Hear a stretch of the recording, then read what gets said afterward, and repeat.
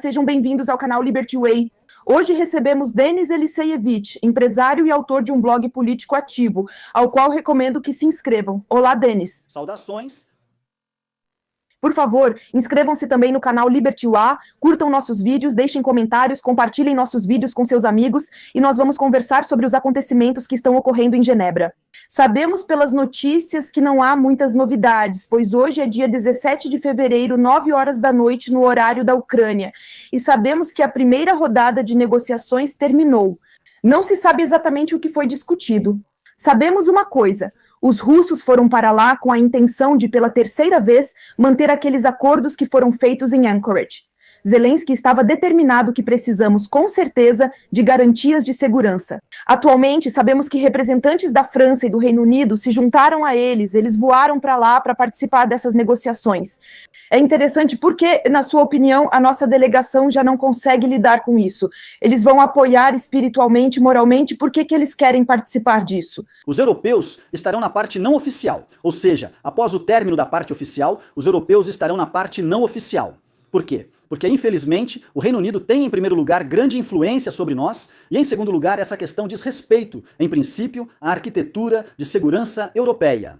Quanto ao que está na mesa, não se trata disso. Zelensky quer garantias de segurança que os Estados Unidos estão prontos para dar, para ratificar por 15 anos. Zelensky não quer sair do Donbass, não quer fazer concessões em relação ao Donbass. E esse é o ponto de discórdia. Eu não espero grandes novidades de lá. Amanhã haverá continuidade, mas quero lhes dizer outra coisa. A situação, na verdade, não é muito boa, porque não temos muito tempo. Se não houver acordo agora, não haverá o que discutir. É isso, estamos ficando sem espaço para manobras. Depois disso é só guerra, até o fim. E aí não haverá mais política, nem discussões. Falo isso muito sério, não pensem que Zelensky está lá. Enfim, sim, estão se exibindo e as negociações sendo interrompidas. Em outubro ou novembro do próximo ano, Trump vai sugerir recomeçar. Mas, se ele ou os republicanos perderem as eleições intermediárias, será difícil para Trump. Até lá, isso estará na pauta dele, mas ele já terá 2 anos de mandato e restará só metade. E como vai estar a situação energética da Ucrânia no próximo outono e inverno, entende? E como vai estar o estado psicológico das pessoas até o final deste ano, se isso continuar assim? Devemos refletir sobre tudo isso. O que devemos nos preocupar em um ano? E agora Zelensky diz que os ucranianos não vão me deixar entregar o Donbass para Putin. Como seria normal perguntar para eles, tipo, como? Ele afirmou antes que 90% das pessoas acham as eleições bobagem e agora diz que os ucranianos não permitirão entregar o Donbass. E de onde ele tira essa informação? Como as pessoas podem transmitir sua opinião para o governo agora? Em primeiro lugar, eu não estou propondo entregar o Donbass, nem você, nem ninguém na Ucrânia, ninguém está propondo entregar o Donbass. A questão é retirar as tropas do Donbass e transformar o Donbass em uma zona econômica livre, explorar essa zona junto com os russos. Só isso não é entregar o Donbass. Além disso, o Donbass já foi entregue, estamos falando de 20% do território, o Donbass já foi entregue. E por quem ele foi entregue, até agora não sabemos. Isso, quero dizer para vocês, perguntam de onde ele tira esses números? Ele não tira de lugar nenhum. Ele afirmou que 90% não quer eleição na Ucrânia. Mas como isso é possível? Por favor, me diga, de onde ele tira esses números? É sempre assim, ele diz o que convém, pois sabe que nada acontece com ele. E quem vai reclamar na Ucrânia? Aqui todos são controlados. No seu canal, por exemplo, tem aquela Politimamka, a blogueira. Os serviços já foram atrás dela. Já era. Não por causa do seu programa, mas no geral. Pelo visto, ela é radical. Eu não acompanho muito, mas aparentemente ela se manifesta de forma radical. Bom, entendo, sabe como é, enquanto os serviços secretos se interessam por alguma blogueira, algum blogueiro, algum palestrante, pelo que alguém disse, por alguma opinião em algum lugar. Enquanto isso, 2 milhões vão para Moscou.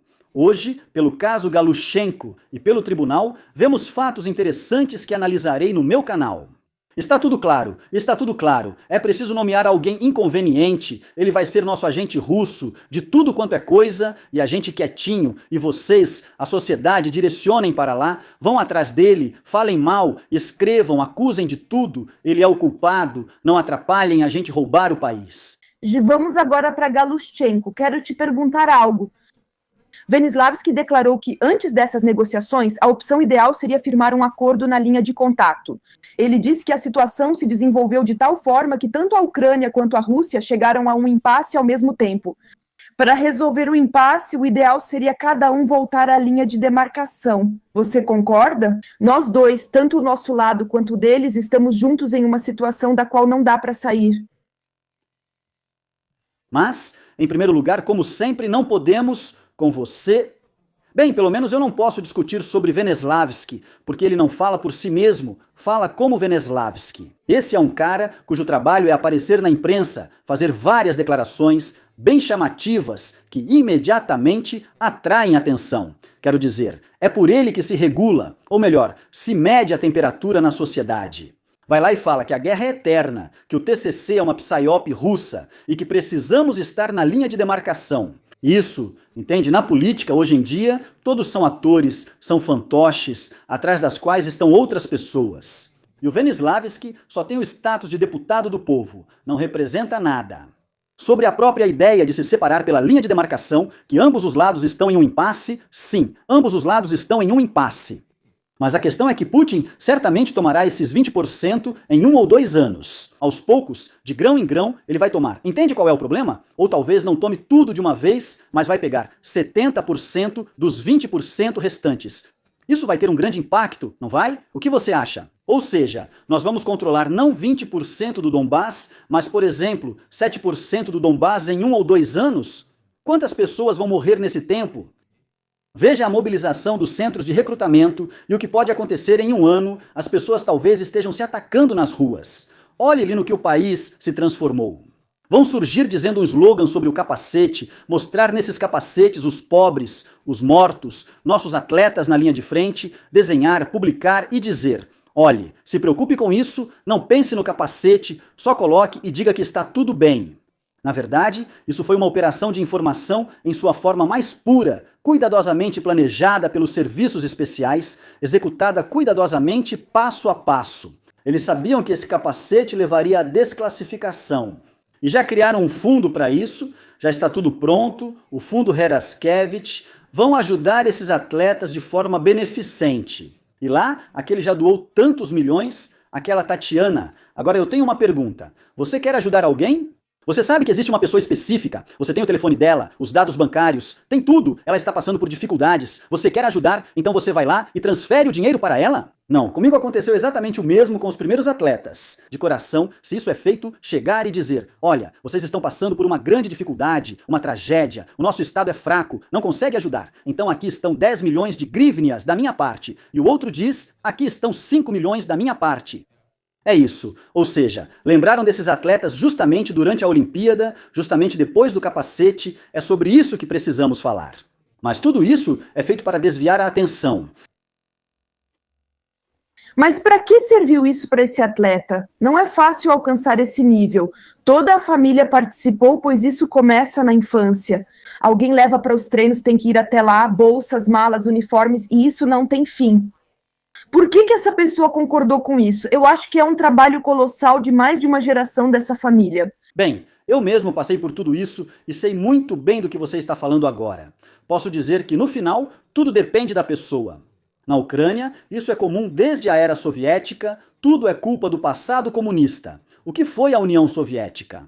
Todos os atletas, então, digamos, Sherbitsky, tirar foto, lá está aquele outro. O esporte sempre foi usado como propaganda em países totalitários, sendo importante nesse papel. O atleta não avalia política, apenas tira foto com o líder, tudo pelo país, pela pátria, por Stalin. Isso sempre foi assim, inclusive hoje, não só no período presidencial. Tivemos uma pessoa assim, sem caráter, Sergei Bubka, como chefe do Comitê Olímpico da Ucrânia. Eu, no geral, sabia muito bem quem ele era, suas opiniões, todo o resto, sua relação com a Ucrânia e, de modo geral, as coisas que aconteciam por lá. Mas os atletas, ao ganhar uma medalha, iam tirar foto com ele. Entende? Você roubou um pouco, mas é o presidente do Comitê Olímpico Internacional e precisa de um apartamento. Esporte é outro assunto. Na Ucrânia não há esporte profissional. Tudo depende de mecenas, é propaganda. Veja o que Heraskevich fez. Ele não tinha nenhuma chance de ganhar uma medalha. Parece que, para ele, não digo que inventou isso em casa. Eles só escolheram, é uma cadeia, uma teia. Veja o Heraskevich. Quem ali não tem chance, quem é esse? Chegaram até ele e disseram: olha, você não tem chance, então faça isso e aquilo pelo país, é preciso fazer pelo país. Veja como a guerra é terrível, mas dizem ser pelo país. Que vantagem há nisso para você? Não ganharia medalhas assim. E assim, você ainda vai ganhar alguns milhões, vai se tornar popular, vai fazer um nome para você, vai monetizar isso, vai criar uma conta no Instagram ou conseguir alguma publicidade. É assim que funciona. Lá. Vi na foto que Pinchuk estava lá. Tudo ficou claro na hora, entendi imediatamente como funciona e sempre observo as pessoas nessas situações. Nos comentários, parte das pessoas, como crianças ingênuas, acreditaram, foram enganadas, nem entendem até agora como tudo funciona. Eles realmente acreditam que era assim. Tinha um atleta, estava se preparando para a Olimpíada, foi lá e fez a estampa do capacete. Eu, claro, não fui para a Olimpíada, mas ajudei amigos que estavam se preparando para a Olimpíada.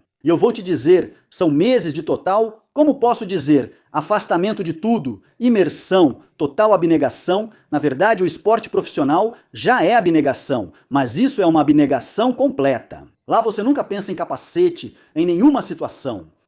É exatamente isso que combato, mentalidade soviética e destruição nas mentes. Num Estado democrático, não deveria haver tanta ênfase no esporte financiado pelo governo.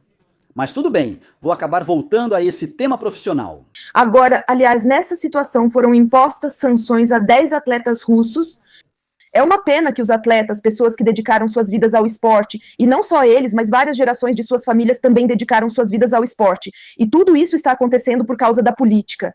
Isso é muito triste, mas também há resultados muito bons. Por exemplo, Javier Milei, ele era goleiro, e então decidiu que precisava trabalhar mais pela economia. Ele se tornou presidente, e o país saiu da crise, então até nas crises há momentos positivos. Gostaria que você comentasse por quê? Por que ele diz isso? Qual é a essência dele? Ele diz que precisamos de mais sanções contra a Rússia. Apesar de estarmos agora buscando paz e contato com eles, nossa unidade e força vão pôr fim a esta guerra. Como entender isso e por que ele diz isso? Que unidade? De quem? Bem, em primeiro lugar, você disse que sente pena desses atletas. Eu não sinto pena dos atletas russos que estão sob sanções. Eles apenas jogam a favor do Putin. Bem, eles também fizeram essa escolha por si mesmos ou participaram de alguma forma. Eu não sinto pena. Quanto a Sibirra, bem, ele também é um ninguém. Ele só transmite a pauta, serve ao regime, serve à situação atual. Eu não vi nada inteligente vindo dele, eu não vi nada inteligente vindo dele, não ouvi nada inteligente dele. Eu imagino um diplomata de outra forma. Você está reagindo ao fato de que Medinsky está presente entre os diplomatas, e o que mais sabemos é que Budanov supostamente sente que a janela dessas oportunidades vai se fechar, e que é preciso se inclinar para essas negociações. E é isso que a mídia está escrevendo, não é? E o outro lado da delegação ucraniana, que se inclina para o lado de Yermak, é contra, enquanto Zelensky está tentando equilibrar as coisas nesse momento. Como você pode comentar as ações da delegação ucraniana? Quem está do lado de Yermak? Quais interesses eles representam e por que Zelensky tenta equilibrar isso? Bem, eu estava discutindo esse assunto agora há pouco. Antes de falar com você, eu participei de um programa para uma rádio canadense e nós discutimos isso.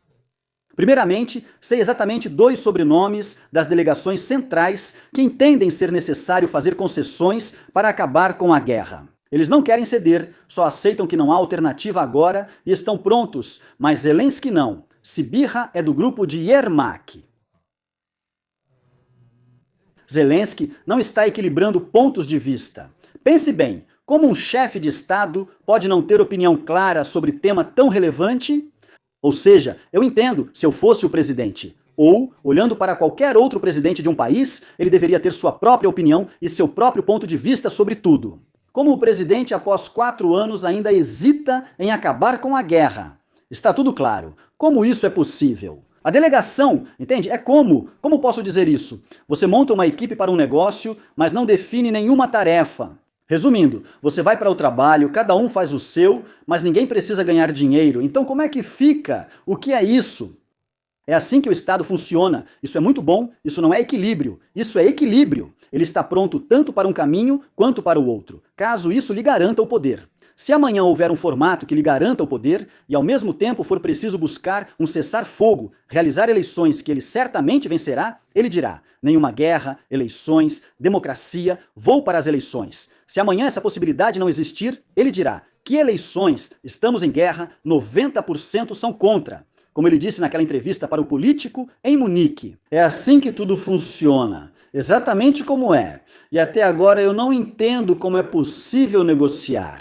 O grupo de negociação é criado tecnicamente para qualquer questão, reunindo todos em busca de um resultado concreto. Por exemplo, vá para precisamos de paz, negocie o melhor possível e pressione sem ultrapassar o limite do Trump, evitando que ele se irrite e abandone as negociações. Estamos prontos, mas precisamos pressionar por melhores condições. Apoio isso e faria o mesmo, mas se parte apoia e outra não. O que significa? Como assim? Yermak, The Economist escreve: ouçam, no mundo todo, Shah Yermak tem influência. Eu sei disso, é um fato, eu confirmo. Bem, Pense bem, o mundo todo é assim, então espere. Lá tem corrupção de 114 milhões de dólares. Pegaram os ladrões em flagrante. E aqui ele influencia alguma coisa, aqui ele vai às saunas em Kiev, comanda o Estado, diplomatas e ministros vão até ele para prestar reverência. Vão te abordar e dizer: você não é patriota? Por que questiona? Apenas contribua para o capacete do Heraskevich e não se envolva. Sabemos o que é melhor para nós. a situação simplesmente não está clara. O que você acha dessas negociações? Sim, chegamos ao ponto em que não está claro quais os objetivos da delegação ucraniana lá, pois você está equilibrando, sendo do Yermak ou de outros.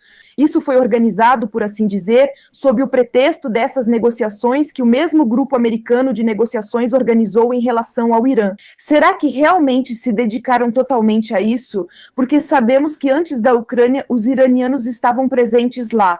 Eles estavam resolvendo suas questões sobre armas nucleares.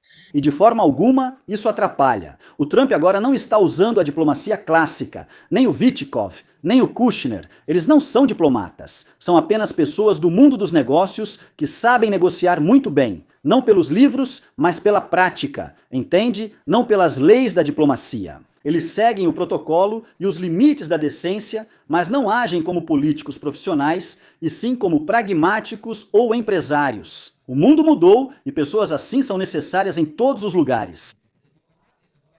Vaca sagrada, estudar por muito tempo, tudo é assim. E só depois talvez você consiga. Isso não funciona. Trump confia neles. Eles têm a experiência necessária. Eles trabalham. Veja, você mesmo disse, como? E você acha que a situação com o Irã é fácil? É uma situação muito complicada. Estamos falando de armas nucleares, de uma ditadura, de uma rede ramificada de terroristas, vamos dizer assim, de um Estado oficialmente com retórica antissemita. Conversaram lá, eles fazem assim, falam de um tema, mudam para outro, agora Ucrânia. Pessoas eficientes trabalham desse jeito, sem atrapalhar. Agora está tudo claro para nós. Não está só em nossas mãos, ainda tem o Putin, que vai agir. Quero chegar ao ponto em que a Ucrânia aceite a paz. Então veremos quem nos impedirá. Nós vamos discutir e debater juntos e fazer tudo o que vocês quiserem. Vamos voltar a falar sobre o Donbass, porque essa questão realmente não nos deixa em paz. Eles exigem que retiremos as tropas do Donbass. Se for o espírito de Anchorage, foi sugerido, mas não sabemos ao certo o que foi discutido. Só lembramos do que a Reuters escreveu. Eles disseram que os russos retirariam suas tropas de outras regiões, ou seja, se esse espírito de Anchorage ainda está presente, hoje em dia isso ainda está sendo discutido ou não? Pelo que eu sei, estamos falando sobre a retirada das tropas do Donbass. E no geral, os russos estão se retirando da região de Kharkiv, da região de Sumy, e em relação a Kherson e Zaporizhzhia, eles estão se posicionando ao longo da linha atual de separação. É assim como está lá agora, pelo que eu sei. E se não fizermos isso? Agora vemos que em Pokrovsk e Mirnorod a situação está muito difícil. Lá, as tropas russas ficarão livres e logo estarão disponíveis. Ao ocuparem esses territórios, haverá ainda mais militares russos profissionais. E para onde você acha que eles vão? Eles vão continuar lutando, novas operações serão planejadas e a Rússia vai fazer a mesma coisa que está fazendo agora, continuar avançando. Quais são as opções? Mas quero te dizer outra coisa. Pense bem. Estamos conversando agora em meados de fevereiro, e se não conseguirmos chegar a um acordo, as negociações de paz fracassarem, nada acontecer. E o que vamos discutir em junho? Ou seja, onde está o nosso espaço para manobra? Agora estamos discutindo, talvez isso seja possível. Aquilo também, um está negociando, outro está ajudando, um chegou, outro foi embora. Delegação oficial, negociações informais. E quando não ocorrem, o que debater? Tudo vira uma guerra. Quem contra quem? E as pessoas vão morrer e sofrer, enquanto os europeus vão contar historinhas e gritar slogans. Meu Deus, vocês aí não são os principais. O resto do mundo enlouqueceu. Ninguém sente pena das pessoas. É assim que vejo tudo. Nunca pensei que fôssemos civilizados. Já passamos por toda a evolução, o mundo já viu tantas coisas horríveis e hoje, desse jeito, os ucranianos estão morrendo em uma catástrofe humanitária, enquanto a Europa vive tranquilamente. E ainda provocam, vamos lá sim, com Putin tudo está claro. Mas esses aí, que são a civilização ocidental, como podem se comportar assim? Mas vamos lembrar de Merz, já que mencionamos essa civilização. Merz falou em Munique, e o que ele disse? Que devemos lutar, não é? Nós devemos lutar até que a Rússia enfraqueça. Hoje, quem fala é a ministra das Relações Exteriores da Alemanha. E ela diz que não vai nos dar os mísseis do sistema Patriot, que são fabricados nos Estados Unidos, porque eles não têm. Já entregamos 1/3 do que tínhamos nos depósitos para vocês, ela afirma. Nessa situação, o país entregou tudo o que tinha e continua financiando a maior parte da ajuda que Kiev recebe. Nós demos tudo o que tínhamos, tudo. Ou seja, se não tivermos esses Patriots, bem, Merz diz para lutarmos, eles não vão dar os Patriots, os americanos também não. Então, como vamos continuar? Esse é um assunto importante e me dirijo aos telespectadores como sempre faço. Leiam as notícias com muita atenção. Quando dizem para vocês, inclusive nossos propagandistas, que se a América fizer alguma coisa, é adeus, que deixem o Trump ir embora. A Europa vai nos financiar e fornecer tudo. Mas na verdade, primeiro, vejamos o Zelensky. Cada vídeo, defesa aérea, mísseis de defesa aérea, não há na Europa, isso é a pura verdade, realmente não existem mísseis de defesa aérea na Europa. Para o Patriot, eles têm poucos e ninguém quer ceder os últimos. Todos vão guardar por precaução. Então, a conclusão é que precisamos tirar os Patriots e colocar outro sistema de defesa aérea, que com certeza é muito pior. Patriots com certeza existem na Europa, são excelentes em pontos específicos, a França tem. Quem vai fornecer isso? Será que vão dar o suficiente para cobrir toda a Ucrânia? Bem, talvez 3 baterias, talvez 4, de alguma forma vão fornecer, talvez, e talvez também forneçam mísseis regularmente para elas. Quem prometeu isso? Quem saiu dizendo, vamos fornecer tudo para todos, depois recua. O chanceler diz, vamos lutar, a Rússia vai desmoronar, não quer paz. O ministro da Defesa fala, não vamos dar nada. Não, eles não são esses, como chamam de auros. Alemães, esses não serão fornecidos para a defesa aérea. Do que estamos falando? As pessoas precisam ler as notícias com atenção e pensar. Vamos analisar se isso funciona ou não. Sem os Estados Unidos, a Ucrânia está perdida. Sem os Estados Unidos, a Europa está perdida. Só é possível sobreviver todos juntos. Não pode ser assim, como se fôssemos usados como escudo ou colete à prova de balas. Não, temos nossos interesses, amamos e respeitamos todos e estamos prontos para negociar com qualquer um. Venham sem visto, nós vamos até vocês, mas temos nossos próprios interesses que não incluem guerra. Temos um vizinho louco e precisamos aprender a conviver com ele para que faça o que quiser lá, mas não nos ataque. Quando você sai e ofende a cada palavra, como isso pode ser? Agora, há pouco ouvi Zelensky dizendo que o mundo vê a Rússia nos bombardear durante negociações importantes. Ontem, centenas de drones foram lançados contra a Rússia. E nós... Acontece que Putin bombardeia, ele é ruim, nós bombardeamos, somos bons. Não, a guerra está acontecendo, claro, eles vão bombardear. E se pudéssemos fazer o mesmo, faríamos. É guerra, essa é a verdade. Eu realmente não gosto disso, sou contra. Você sabe, venho falando sobre isso há anos. Bem, isso é apenas a verdade, mas para os ingênuos é preciso sair e contar algum absurdo. Ele diz, Tatiana, ele fala no discurso, eu então dei a missão aos diplomatas e estou aqui esperando, conseguir negociações de paz, a paz. Mas sabe o que ele diz? Mísseis de defesa aérea de longo alcance. O que são? Sobre isso, o vice-ministro da Energia da Ucrânia, Anatoly Kutsevol, e senadores americanos visitaram os locais que foram atacados pelos russos, usina termoelétrica. Por que exatamente? Porque entendem que é preciso restaurá-las, é preciso dinheiro, mas não está claro de onde conseguir. Aqueles 90 bilhões que a América, na verdade a Europa, lhe está dando, também são duvidosos, porque parece que esse dinheiro é para 2 anos, no mesmo dia que esse dinheiro já foi recebido e investido na restauração do sistema de energia. Agora, é necessário que a Europa e a América forneçam 150 milhões de euros, porque se isso não acontecer, então não há como restaurar o sistema. E se não for restaurado até maio, então só no próximo ano. As pessoas não terão luz nem aquecimento. Assim como agora, a luz estará disponível apenas por algumas horas ao dia. Veja só.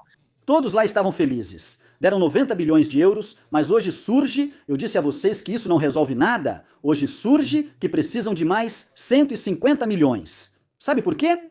Porque o custo da guerra na Ucrânia hoje, para a Ucrânia, é de 100 bilhões de dólares por ano.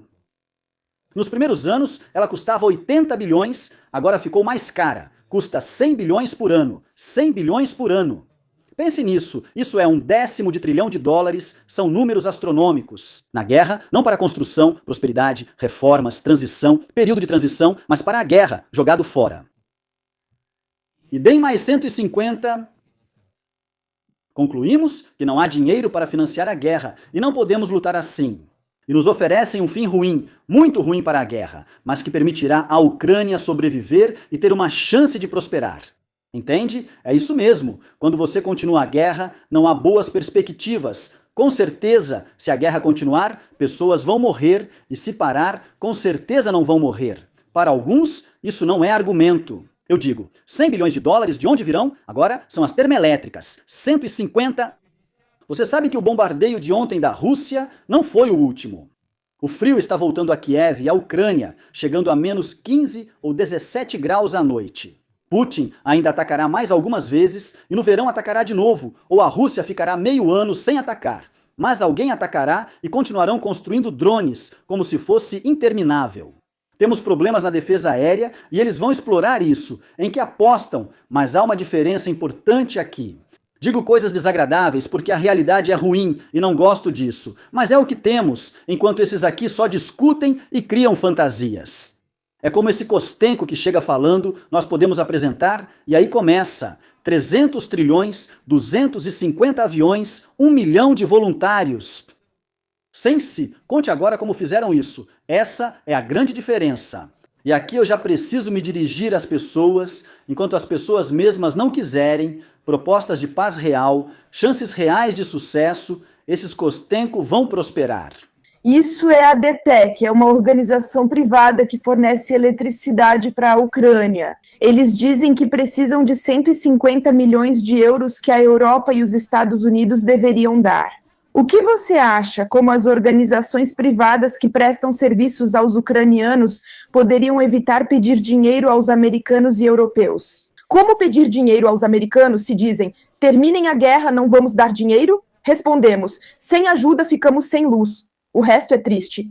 DTEC é privada, como você disse. Apoio totalmente a privatização.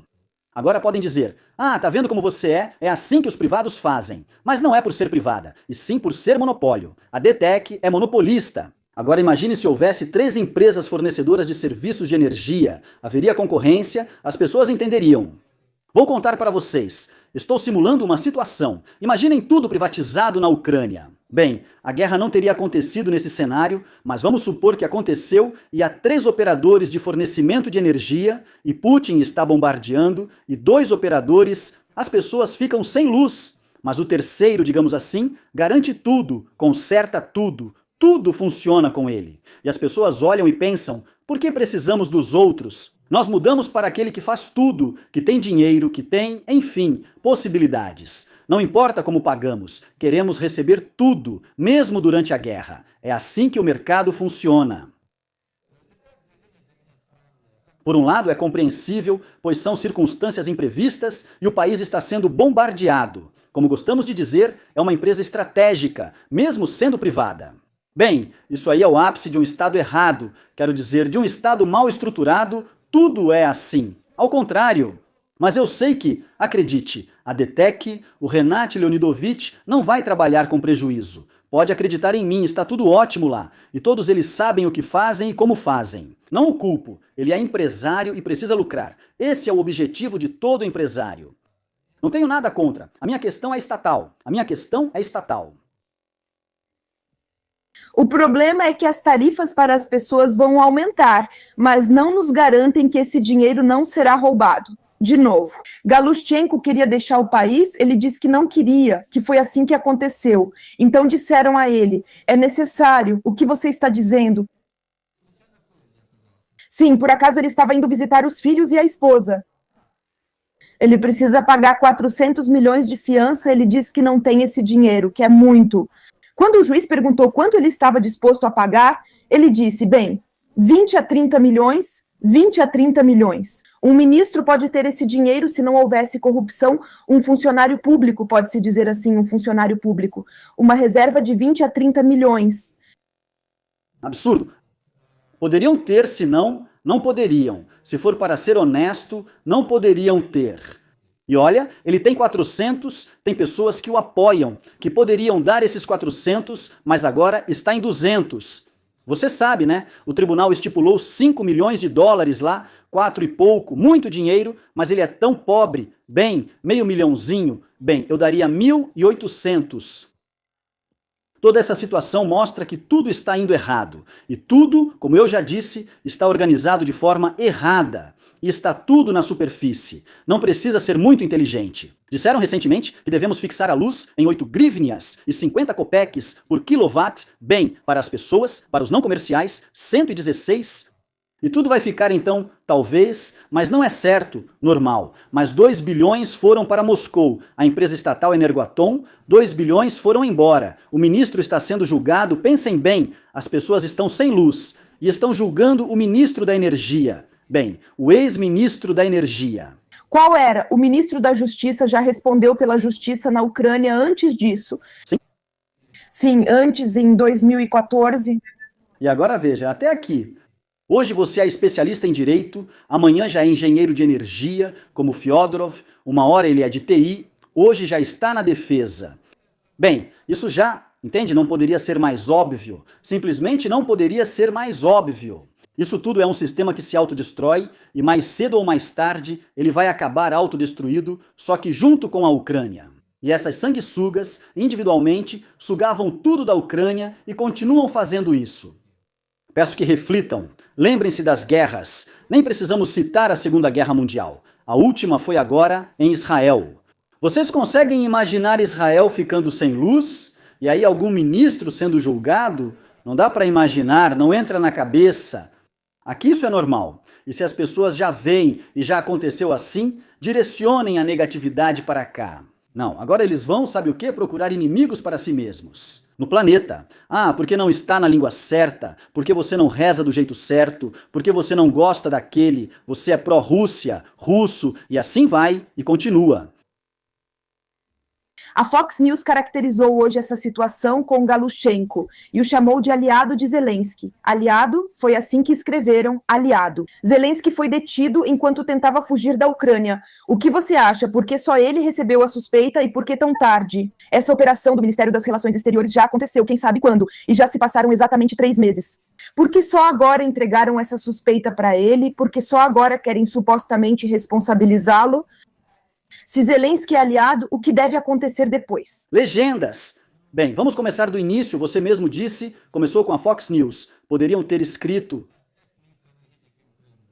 Não, escreveram que a ala direita da Fox News são simpatizantes do Trump. Eles escreveram aliado de Zelensky, termo claro e compreensível, sinalizando inequivocamente a comunidade internacional. O homem de Zelensky é um ladrão, então podemos suspeitar que Zelensky também seja ladrão? Podemos. Agora, os americanos leem isso sabendo que centenas de bilhões de dólares deles foram para na Ucrânia. Vocês acham que vão amar a Ucrânia? O que me chateia é que eles vão amar a Ucrânia por isso. Eles não odeiam Zelensky, mas dizem, a Ucrânia é um lixão, roubou. Por que eles ligariam para os problemas da Ucrânia? Eles se preocupam com os dos Estados Unidos, o que é lógico, mas isso é um sinal, e vocês dizem que é com atraso. Sim, com atraso. O próximo pode ser o Yermak, talvez ainda este mês ou no início do próximo. É uma possibilidade real. O Nabu está agindo. Eu vejo uma certa lógica nisso, eu percebo que quando algo emperra nas negociações, quando é preciso estimular alguém, é assim que acontece. Outros acham, ao contrário, que Zelensky fez acordo com eles. Bem, ou seja, o tempo vai mostrar tudo. Mas a Fox News não está escrevendo tudo isso à toa. Se quando nas negociações algo ainda não der certo e vemos coisas assim, semelhantes ao que aconteceu com Galushenko, então essa questão surge. A Nabu e a SAP são instituições que obedecem a quem? Uma instituição independente obedece ao nosso governo, aos europeus, aos americanos, a quem? Com certeza não obedece ao nosso governo, embora muitos suspeitem de alguns acordos de bastidores. A Nabu obedece ao FBI americano, isso é absolutamente certo. Esses auditores que vieram da América para a Ucrânia investigar onde os ucranianos colocaram o dinheiro que os americanos deram, tanto em espécie quanto por transferência bancária, ainda em novembro, até agora não nos deram nenhuma informação. O que você acha? Por quê? Tudo é conhecido. O FBI tem tudo. Estão acontecendo negociações de paz. A situação é muito complicada. E Putin está se comportando mal e Zelensky também está se comportando mal. Trump não precisa tomar partido abertamente. Quando chegar a hora, todos os fios certos serão puxados. Entende? Há coisas assim. Todos nós queremos que seja mais rápido. Tanto eu quanto você e a parte adequada da sociedade gostaríamos disso. Infelizmente, essas coisas são feitas de forma dosada, quando é necessário assim, quando é preciso. Serão feitas se tudo correr como deve ser. É assim que o mundo funciona. Zelensky está tentando, diz que haverá algum tipo de expurgos no SBU. O que você acha? Quem será expurgado e por quê? Quem não cumpriu ou excedeu suas funções, com o que isso está relacionado? Bem, quando li isso, a primeira coisa foi uma autoavaliação. E será que Zelensky pode tirar do SBU pessoas que, pelos interesses da Ucrânia, talvez no SBU, aqueles que são contra ele? Não, não pode? Então aí está a resposta. Você não acredita que pode ser o contrário, que a pessoa contra a Ucrânia está lá no SBU e Zelensky pensa, certo, preciso te tirar? Não, eu acho que agora vão forçá-los. Ele está em um momento em que só pode contar com a força. Ele precisa se apoiar na força, nas forças de segurança, nos serviços secretos, intimidar, assustar todo mundo, porque ele só pode governar através da força. Agora, a estrutura do SBU é heterogênea. Lá muitos não gostam dele e muitos não gostam, claro que não todos, do que está acontecendo. E todos entendem perfeitamente. Parece que decidiram com Poklad. Ele recebeu a tarefa de remover quem não assinar com sangue a lealdade e recrutar quem assinar.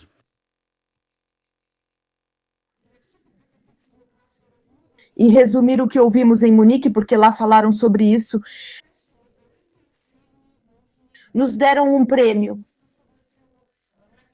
Temos que lutar. Já vemos na prática que nem armas nem dinheiro vão nos dar como deveriam.